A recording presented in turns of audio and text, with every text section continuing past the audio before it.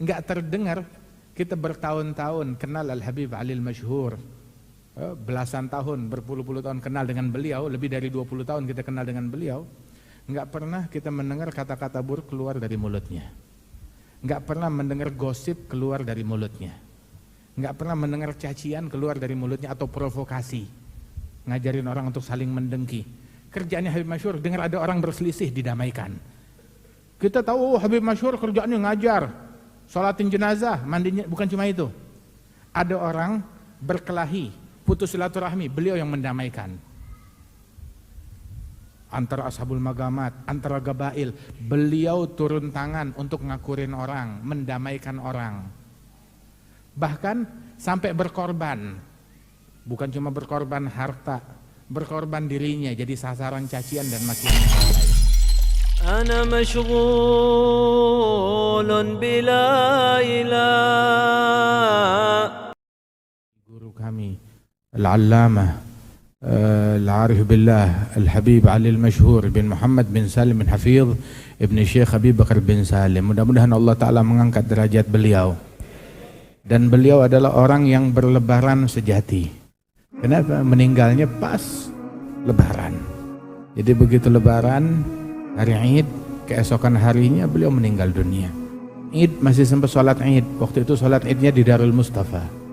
Sholat Id di Darul Mustafa. Tatkala sholat Id, karena kondisi beliau udah lemah, fisiknya nggak sehat, tapi tetap maksain mau sholat Id. Sholat di Darul Mustafa bersama Al-Habib Umar. Kemudian sempat terjatuh, begitu nggak bisa bangun. Akhirnya dibantu saat sholat itu, berdiri lagi lanjut sampai selesai sholat, mendengarkan khutbah. Subhanallah, Al-Habib Masyhur sangat gembira. Dan seumur hidupnya beliau lalui dalam taqwa, dalam istiqamah, nggak pernah ninggalin yang namanya sholat jamaah. Bahkan di malam wafatnya beliau, itu beliau meninggal dunia itu pada tanggal 2 Syawal malam 3, sholat maghrib berjamaah. Karena kondisinya udah sakit memang. Saat sholat maghrib itu beliau berjamaah sholat maghribnya, kemudian jamak dengan sholat isya karena beliau sedang sakit. Kemudian sholat ba'diyah, baca ratib, baca qasidah, yang berisi doa kepada Allah Subhanahu Wa Taala. Kemudian selesai itu wafat dan meninggal dunia. Subhanallah, meninggal dunia menjelang isya atau pas adzan isya. Rahimahullah rahmatal abrar. Bahkan di malam wafatnya tidak meninggalkan sholat jamaah, tidak meninggalkan ratib, enggak meninggalkan memakmurkan waktu antara maghrib dan isya. Bahkan enggak ninggalin yang namanya qiyamul lail, tahajud, enggak ninggalin tahajud. Subhanallah. Jadi kalau orang mau bicara wali ini keramatnya apa, wali ini keramatnya apa, keramat yang hakiki bukan yang jalan di atas air. Keramat yang hakiki bukan yang terbang di udara. Terbang di udara kayak burung gereja. Jalan di atas air kayak serangga air, kayak capung atau serangga air lainnya. Akan tetapi keramat yang hakiki adalah yang enggak ninggalin sholat jamaah seperti Nabi Muhammad Sallallahu Alaihi Wasallam, enggak ninggalin qiyamul lail seperti Nabi Muhammad. Beda kan? Ini seperti burung gereja, ini seperti kelelawar, ini seperti Nabi Muhammad. Bedanya jauh. Sallallahu alaihi wasallam. Wahakadha. Bahkan beliau tuh dalam kondisi apapun sholatnya di masjid. Ngimamin itu subuh tuh nggak pernah subuhnya di rumah, subuhnya di masjid. Ngimamin di masjid jami' sana. Subhanallah. Selama bertahun-tahun, dari sebelum subuh sudah ada di masjid. Sempat waktu itu sakit, kakinya sakit, nggak bisa berdiri, operasi, sehingga nggak bisa kemana namanya sholat subuh di masjid. Itu saat dalam kondisi sedemikian itu ada beberapa kali itu keluarganya menangis melihat beliau kok sholat subuhnya di rumah, jamaah tapi di rumah, menangis. Ditanya kenapa menangis, bilang puluhan tahun seumur hidup kita nggak pernah lihat ayah kita sholat subuh di rumah, baru sekarang kita ngelihat sholat subuhnya di rumah dalam keadaan yang sedemikian rupa.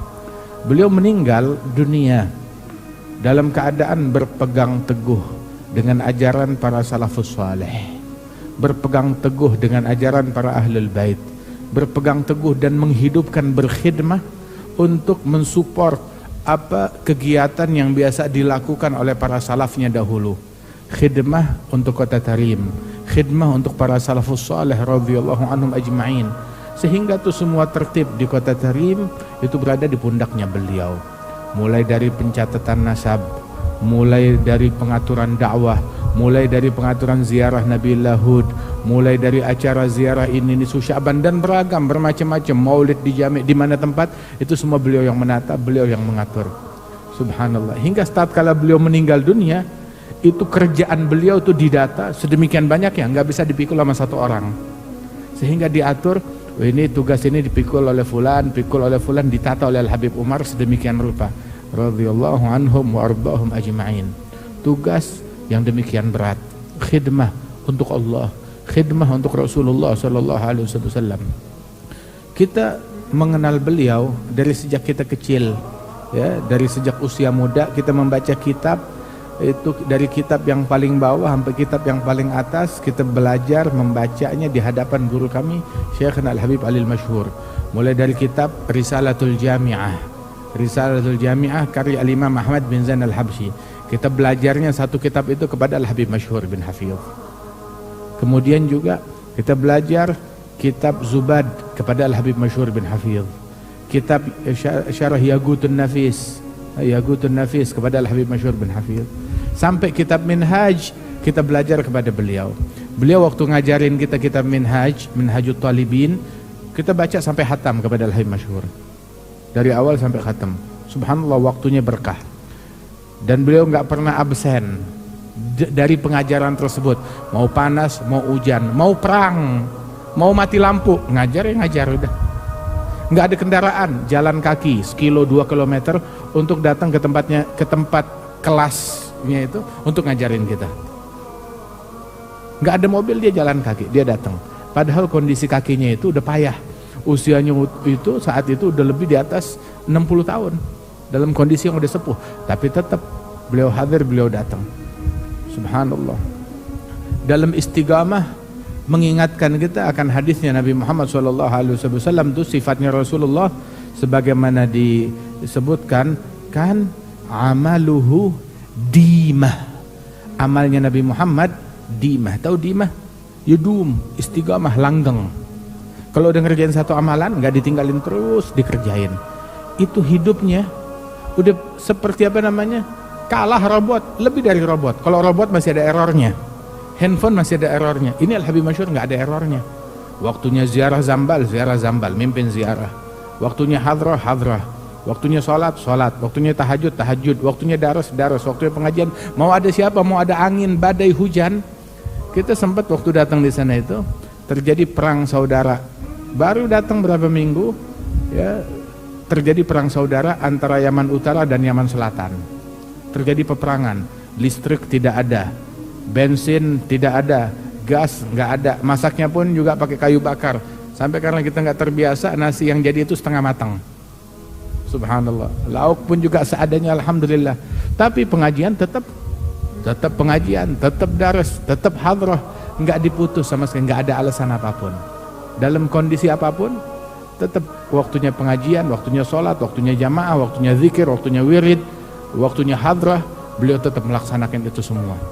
Mengingatkan kita, ini amalannya Rasulullah, amaluhu dimah. Kalau udah ngerjain satu amalan, itu nggak ditinggal, seterusnya dikerjakan oleh beliau. Wah, kata.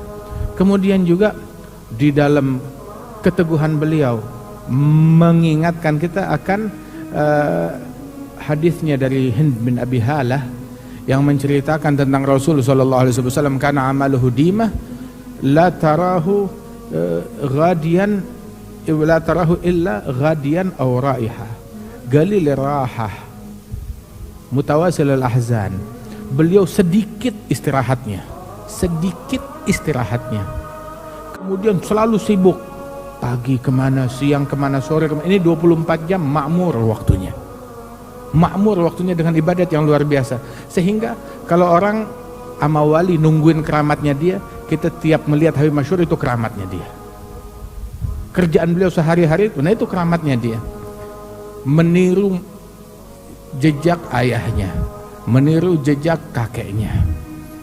abun yatalaga an abihi wa hakadha fayalaka min aba kiramin wa ajdadi musalsalatun anhum asanidu akhdhihim ila khairi mahmudin wa ashrafi hamadi abun yatalaga an abihi wa hakadha fayalaka min aba kiramin wa ajdadi.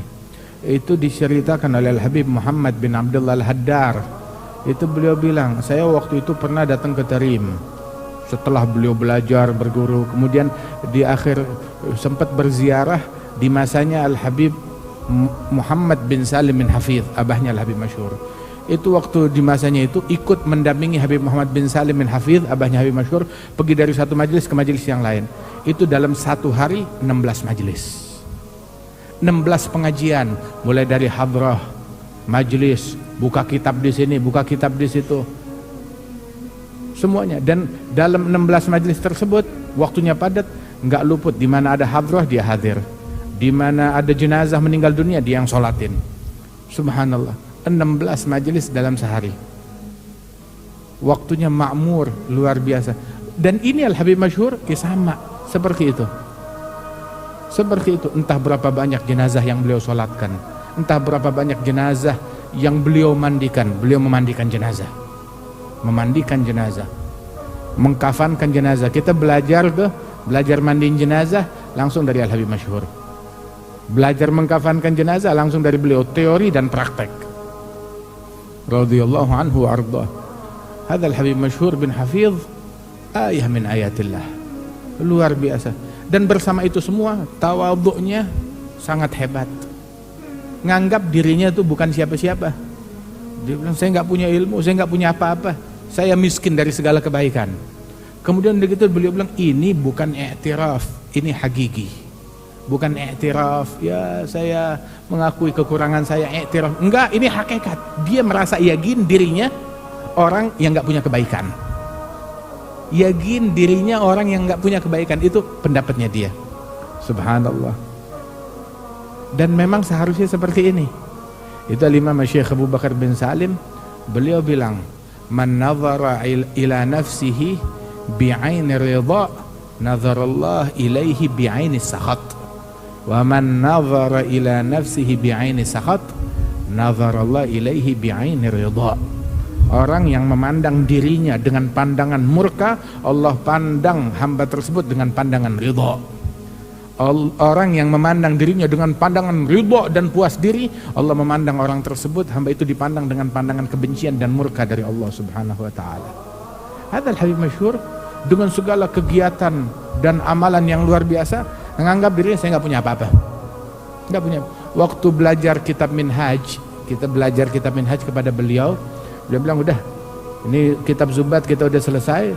Begitu kita baca kitab Minhaj, terus Habib masyhur bilang, ini kitab Minhaj kitab agung, penulisnya wali, orang besar, dan yang mentahqiq kitab ini itu adalah menjadi mufti dalam mazhab Syafi'i. Ini kitab luar biasa. Tapi jujur terus terang kata beliau, saya dan kalian, saya tidak punya kelayakan, kepantasan untuk ngajarin kitab ini kepada kalian, dan kalian juga tidak punya kelayakan untuk belajar ini kitab. Terus beliau bilang, muridnya nggak layak, gurunya nggak layak. Muridnya nggak layak untuk belajar ini kitab yang agung, gurunya juga tidak punya kemampuan dan tidak punya kelayakan untuk ngajar kitab ini. Tapi kita hidup di zaman darurat. Inda darurat tubahul mahzurat. Ketika dalam keadaan kondisi darurat, ya udah hal-hal yang begini ya kondisi darurat. Mau siapa lagi? Ya udah kita belajar. Tapi asal kalian tahu, kalian belajar ini kitab, kalian nggak pantas. Saya ngajarin ini kitab agung, saya nggak pantas. Jadi ketika kita diajarin, kita ditanamkan, kita nggak punya kelayakan. Dan beginilah guru mendidik muridnya. Mendidik muridnya, ketika naik ke satu peringkat yang lebih tinggi, muridnya merasa dirinya, saya nggak punya kelayakan, saya orang bodoh, saya nggak pantas. Makin tinggi ilmunya, makin merasa diri itu makin rendah, makin hina, makin nggak pantas. Subhanallah. Kebalikannya orang sekarang, makin tinggi, wah kita sudah selesai, kita sudah lulus, kita sudah wisuda, kita orang besar sekarang, kita orang yang bergelar sekarang. Tapi kita dididik enggak, makin tinggi makin merendah. Dan ini bukan i'tiraf, ini hakiki. Dan tawadhu'nya beliau bukan tawadhu dari masa kanak-kanak sampai udah tua, udah jadi mufti, sampai akhir hayatnya tawadhu. Jadi kalau ada orang mau tanya, apa sih definisi tawadhu? Apa definisi tawadhu? Definisi tawadhu an yarda, dia ridha dengan sesuatu dun ma yastahiqu, di bawah dari apa yang dia berhak. Baik itu penghormatan, baik itu duduk, baik itu posisi, baik itu dia rela mendapatkan di bawah dari apa yang dia lagi berhak. Tapi itu hadd tawadhu. Tapi kalau mau tahu tawadhu itu ada ta'rif tuh. Ada ta'rif bil hadd, ada ta'rif bil ad. Ta'rif bil hadd, ada ta'rif bil ad. Misalkan masalah najasah, apa itu najasah? Ada haddun najasah. Begitu. Ada juga bil ad. Amma haddun najasah ada sebagaimana disebutkan oleh para ulama, ada kul mustakdzar yamna'u sihhatus shalah min haitsu lam murakhis. Ada ma'ruf fi ta'rif ulama. Akan tetapi bil ad al-muskirul ma'i wal khinzir wal kalbu ma far'ihi mawsuru, sebagaimana disebutkan oleh Zubad, oleh Ibn Ruslan dalam Zubad beliau, ya'udun najasa seperti apa. Begitu juga at-tawadhu, begitu juga al-istiqamah, begitu juga at-taqwa. Kalau mau tahu apa ta'rifnya tawadhu, ta'rifnya tawadhu Al-Habib Masyhur bin Hafidh. Mau lihat tawadhu, lihat dia. Subhanallah. Mau lihat istiqamah, lihat kepada dia. Mau lihat khusyuk, lihat kepada dia. Subhanallah. Wahakadha. Belajar tawadhu dengan memandang orang-orang yang tawadhu tersebut. Radhiyallahu anhum wa ardahum ajma'in. Dan ketahuilah bahwasanya setinggi apapun pencapaian seseorang, jangan pernah dia ujub kepada amalan apapun yang dia punya. Dan ini ada pada dirinya Al-Habib Masyhur, nggak pernah takjub kepada apa yang dia punya. Bahkan dia ngerasa dirinya nggak bikin apa-apa. Al-Habib Idrus bin Umar Al-Habsyi itu mentafsirkan firman Allah Subhanahu wa taala yang berbunyi wal amalus salih yarfa'uhu. Allah menerima sedekah. Sedekah itu sebelum diterima di tangan orang fakir sampai di tangannya Allah Ta'ala. Terus juga dalam ayat yang lain wal amalu salih yarfa'uhu, Allah mengangkat amal saleh. Ma'nahu, katanya beliau, amalan yang diterima oleh Allah Ta'ala itu diangkat. Bukan cuma pahala amalannya diangkat oleh Allah Ta'ala, tetapi ingatan akan amal saleh tersebut diangkat dari ingatan si pelaku amal, hingga dia merasa dirinya enggak beramal saleh. Ciri orang yang amalannya diterima oleh Allah Subhanahu wa taala itu orang sampai ingatan akan beramal itu dia enggak berasa kalau dia sudah melakukan amal soleh, enggak berasa dirinya orang baik. Inilah yang kita lihat, bukan yang kita dengar. Kalau kita baca di dalam Manaqib Sada Bani Alwi, manaqib mereka, riwayat hidup mereka, fulan bin fulan ulida di Tarim wa hafizal Qur'an al-azim, qara'a muhadzab tanbih wa ta'addaba bi abih, lahir di kota Tarim, hafal kitab Al-Qur'anul Azim, ngambil adab dari ayahnya, pencapaian kitabnya sampai pencapaian kitab Muhadzab dan Tanbih dan seterusnya dan seterusnya. Ini kalau kita baca manaqib daripada para salafus saleh, baik yang ada di Masyar Arawi ataupun yang ada di Ghurar ataupun yang ada dalam Syarh Ainiyah, semuanya itu kita lihat secara nyata dalam sosok diri guru kami Al-Habib Masyhur bin Hafidh radhiyallahu anhu arba'ah. Mau baik bicara tentang manaqibnya Syekh Umar Mahdhar begitu. Nah itu teorinya, tapi mau lihat prakteknya, lihat Al-Habib Masyhur bin Hafidh. Manaqibnya fulan, nah lihat kepada mereka, sosok mereka radhiyallahu anhum wa ardahum ajma'in. Akhina Al-Habib Ali Al-Jufri, Habib Ali bin Abdurrahman Al-Jufri, itu beliau bilang, saya waktu itu disuruh baca oleh Al-Habib Abdul Qadir bin Hamad Segaf, guru beliau, baca kitab Syama'il Muhammadiyah, Syama'il Habib Turmudi. Itu begitu saya baca tuh kitab tentang sifat-sifatnya Nabi, akhlaknya Nabi, itu saya sampai gemeteran, sampai terkejut. Kenapa? Ini semua sifat yang saya baca Itu nyata saya lihat pada diri guru kami Al-Habib Abdul Qadir bin Ahmad As-Saggaf. Kenapa? Pewaris sempurna terhadap Rasulullah Shallallahu Alaihi Wasallam. Tahu Wali Songo kenapa banyak ketika datang ke sini orang banyak masuk Islam kepada mereka? Sebab mereka menunjukkan Islam bukan dengan teori. Mau tahu tentang Islam? Lihat pribadinya mereka, lihat akhlaknya mereka. Dalam Islam ada tawadhu. Mana sih tawadhu? Bukan buka kitab. Lihat mereka. Lihat mereka. Mana itu khusyuk? Bukan buka kitab. Lihat kepada mereka Wali Songo. Subhanallah. Mana itu makna tawakal? Lihat kepada mereka. Mana itu al-yaqin? Mana itu as-sabat? Lihat kepada mereka. Mana itu rahmat kepada muslim? Lihat kepada mereka, kepada Wali Songo. Subhanallah. Mereka adalah kitab berjalan. Radhiyallahu anhum wa rabbahum ajma'in. Ada satu ulama bersama putranya, tahu-tahu ngelihat Al-Habib Abdullah bin Husain bin Tahir wa Tahir bin Husain bin Tahir. Dia jewer putranya, ditarik telinganya, dijewer. Putranya terkejut. Ya waladi, iya abah, kenapa? Kenapa dijewer? Ta'rif man haula? Tahu gak siapa mereka itu yang lagi jalan depan kita? Arif, saya tahu.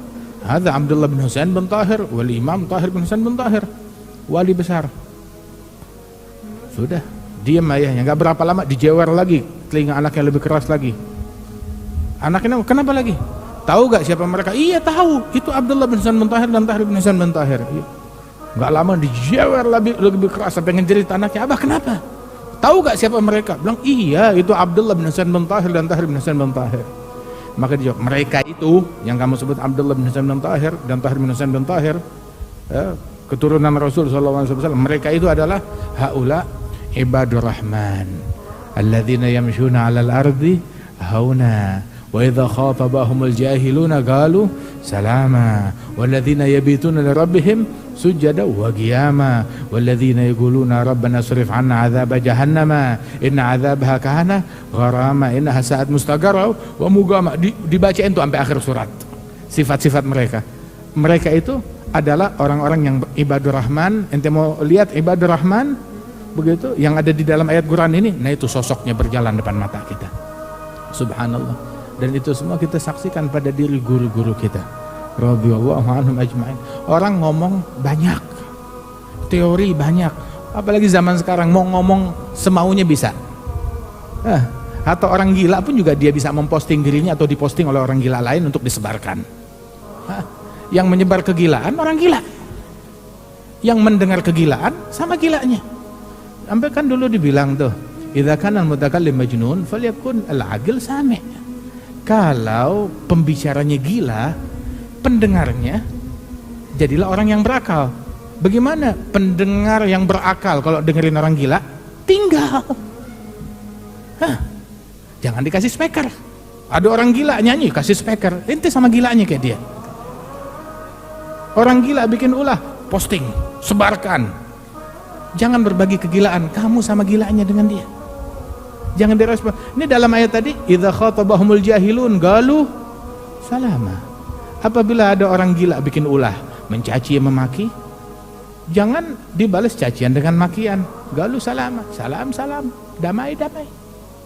Subhanallah. Subhanallah. Sampai dulu tuh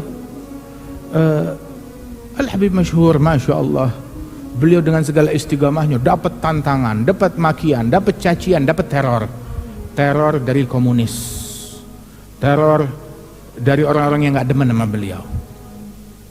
Bahkan juga udah begitu dapat makian dan cacian bukan cuma dari komunis yang menculik ayahnya, bahkan juga dari orang-orang teman-teman di sekelilingnya, di sekitarnya juga, yang mencemooh beliau, yang menghina beliau, tapi nggak dibalas cacian dengan makian.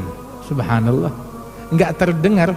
Kita bertahun-tahun kenal Al-Habib Ali Al-Masyhur, belasan tahun, berpuluh-puluh tahun kenal dengan beliau, lebih dari 20 tahun kita kenal dengan beliau. Nggak pernah kita mendengar kata-kata buruk keluar dari mulutnya, nggak pernah mendengar gosip keluar dari mulutnya, nggak pernah mendengar cacian keluar dari mulutnya atau provokasi, ngajarin orang untuk saling mendengki. Kerjaannya Habib Masyhur, dengar ada orang berselisih, didamaikan. Kita tahu Habib Masyhur kerjaannya ngajar, sholatin jenazah, mandinya, bukan cuma itu. Ada orang berkelahi, putus silaturahmi, beliau yang mendamaikan. antara ashabul magamat, antara gabail. Beliau turun tangan untuk ngakurin orang, mendamaikan orang. Bahkan sampai berkorban. Bukan cuma berkorban harta, berkorban dirinya jadi sasaran cacian dan makiannya orang lain. Sampai beliau bilang, yang penting kalian akur. Saya nggak pengen magomnya kalian, nggak pengen ngambil haknya kalian, nggak pengen mencuri popularitas kalian, nggak. Pengen ini saling akur, saling damai. Sampai seperti itu. Radhiyallahu anhu arba, islah bainan nas. Ada orang sakit, beliau jenguk. Ada orang yang punya masalah, beliau bantu, beliau tolong. Menghabiskan umurnya itu dengan hal yang semacam ini. Radhiyallahu anhu arba. Nah itu beliau dengan segala akhlak dan budi pekertinya dan dengan segala tawadhu beliau, alhamdulillah, di antara nikmat Allah yang sampai kepada kita dengan berkat beliau, beliaulah yang mendidik guru kami, Al-Habib Umar bin Muhammad bin Salim bin Hafidh Ibn Syekh Habib Bakar bin Salim.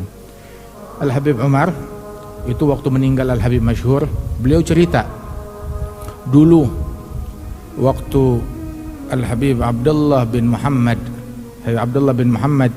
bin Alwi bin Syahab, waktu meninggal ayahnya Al-Habib Muhammad bin Alwi. Tahu meninggalnya kapan? Meninggalnya pas lagi haul Al-Habib Abdullah bin Hasan bin Tahir meninggal dunia. Habis ceramah begitu langsung terduduk meninggal dunia. Saat itu subhanallah, dalam kondisi dakwah ilallah, meninggal dunia. Itu begitu wafat meninggalnya Al-Habib Muhammad bin Alwi, dia banyak diganggu orang, subhanallah, sampai orang yang mengganggunya itu komunis, jadikan itu hari libur nasional. Hari libur nasional, sekolah diliburkan, kantor diliburkan, semua hadir jenazahnya Al-Habib Muhammad bin Alwi, subhanallah.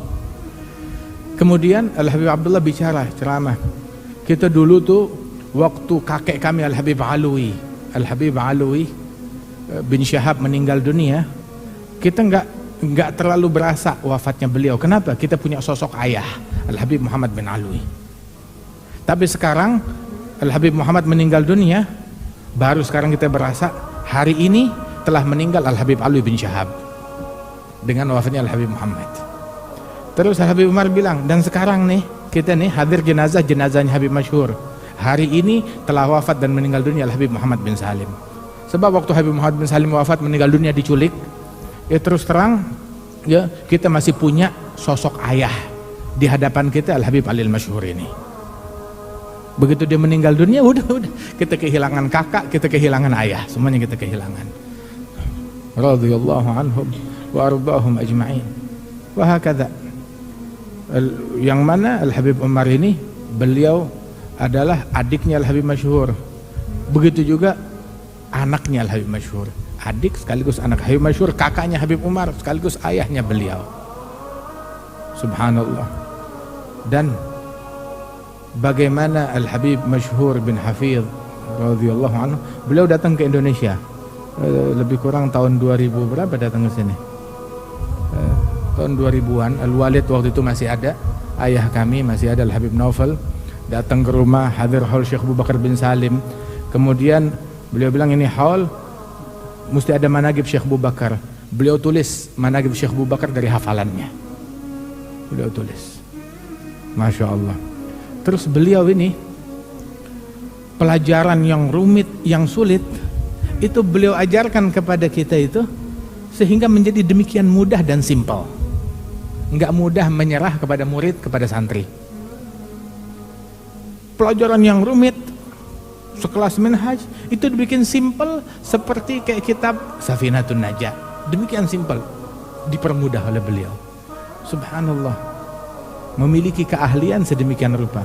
Itu kalau Mutanabbi dia bilang alayya nahtul gawafi min ma'adiniha wa ma alayya an la tafhamal bagaru. Saya pokoknya mau belajar ilmu tata bahasa sampai ke akar-akarnya, sampai ke sumbernya. Kalau ada orang nggak paham, ya kebo nggak paham, nggak saya pedulikan.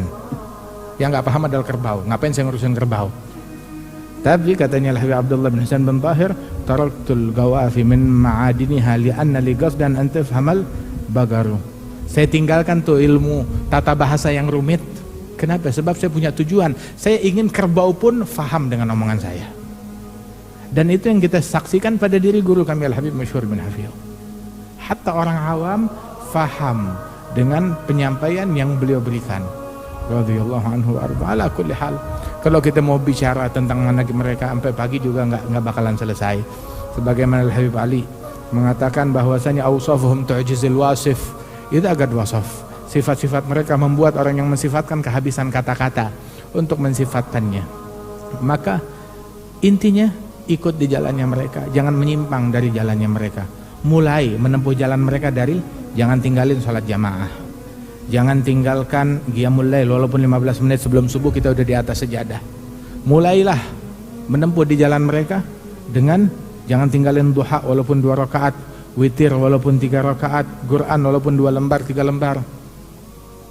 Dengan hal-hal yang semacam ini berarti kita berada di jalannya mereka. Dan terusin dengan hadir majelis, birrul walidain, silatul arham, Masya Allah, tuntut ilmu agama, bersihin hati, jangan dengki sama orang, jangan benci sama orang, terutama kepada sahabatnya Rasulullah.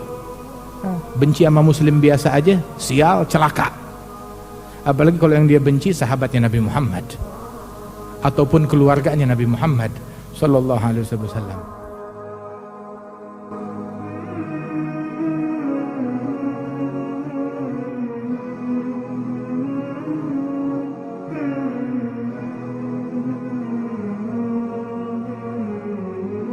الزم باب ربك واترك كل دون واسأله السلامة من دار الفتون.